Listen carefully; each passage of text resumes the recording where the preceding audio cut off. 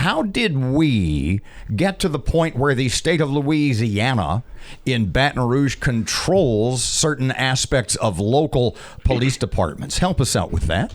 I have no idea where the statute came from, but it is in state law that cities with, I think the cutoff was maybe 70,000 people. There's a mandate in state law that if your municipality is over a certain number, and I think that's 70,000, that your police force had to be divided into a 3-platoon system. Interestingly, recently I was looking at the Bossier City charter. It's actually, the 3-platoon system is in their city charter. But anyway, I don't know where it came from, but it is there. How was the request made for you to present this bill so Shreveport would have the option? I was approached by Ben Raymond and his attorney. And, again, you said Shreveport would have the option. That is what this bill does. This bill does not actually change anything. It doesn't change the system. It just gives Ben Raymond and the mayor the option to do it if they choose to. And there's a couple of other hoops that have to be jumped through. I mean, like an election of the vote of the people. Is a vote of the people necessary? No, the vote of the people is not, because you're not having to change the city charter. But I think there might be like a property tax that was tied to it when it was done, or there may be. I don't remember exactly what it is, but there's some other hurdles that have to be jumped through. This is just the first step. Until this is done, the rest of it is pointless. But it would have to make its way through the yes. through the legislature, just like regularly, from the House to the Senate to the committee to the governor, and then back to Shreveport, right? Correct. So did you receive a letter from Michael Carter and the Policemen's Not the Union? Aaron, what is it once again? Shreveport Police Officers Association. Saying, we don't think this is a very good idea, Mr. Allen. Could you just dump the whole idea for us? What can you tell us about that? Yeah, that's very interesting. First of all, Michael Carter's been completely in support of this proposal. He has actually fussed at the city and the chief of police for not having done this 18 months ago. He's on record multiple times in meetings publicly and privately in favor of this 12-hour system.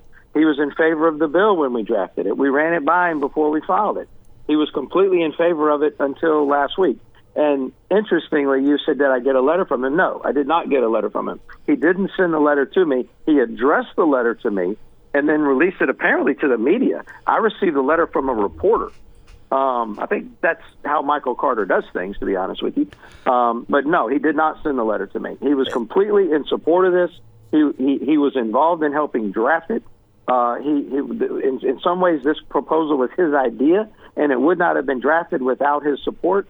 And I don't know what changed his mind, but I can tell you, from what I understand, the vast majority of the officers on the department agree with the bill and with the direction that we're going. If they don't, we're not going to do it. Pardon me, just a second, Mr. Allen, just to clarify, the only knowledge that you have of Sergeant/Dr. Carter's opposition to the 12-hour shift idea is what you've seen in the media or was presented to you by reporters? I received an email from a reporter from a local TV station wanting to interview me about the letter. And I said, I don't know what letter you're talking about. And they sent me a copy of the letter. And that's the only time that I have received it. So your intention is to move forward with the bill? You're not going to pull it unless you get a request, I guess, from the chief at this point, right? Yeah, I mean, it's the chief's bill, and there's Michael Carter's. That's not a police union. There is an official union, and I think they're in support of it. I'm not positive. If they're not, we're probably not going to go forward with it. But I think they are. They sent me their poll numbers. The union sent me their poll numbers, and the vast majority of them support a 10-hour day. So they're kind of a compromise, but they're not against it. Absolutely not. Yeah, and that's what I understand. They're in favor. And Michael Carter's group is not actually a union. I don't really know what they are. They're maybe an unofficial association. I'm not quite sure what they are. But from what I understand, they're not very significant as far as the police are concerned. And look, I'm not going to do anything against police officers. This was an attempt to help the police department get more officers on the street because they're having staffing problems. It's just putting another tool in the toolbox to allow them to address some of the problems that they have. And, with all due respect, Michael Carter's been an obstacle to good government and good police work for a couple of decades. And I don't really have a lot of respect for him personally, to be honest with you. Mr. Allen, when legislation like this comes up that is aimed specifically at a single town or a single city, is it sort of difficult to get through? Is it easy to get through? Does everybody go along to get along because I'll do this for you and down the line you'll do this for me?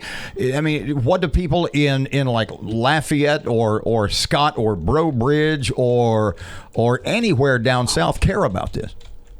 It's considered a local bill, which means, this is a fiscal session. We only get 5 bills, non-fiscal bills, but it's 5 non-fiscal or local. So this does not count as one of my 5 bills. And when it goes through, basically, if the local delegation is on board, then everybody else gets on board. And I haven't talked to anybody that was opposed to it. They haven't all agreed to sign on as co-authors, but nobody's opposed.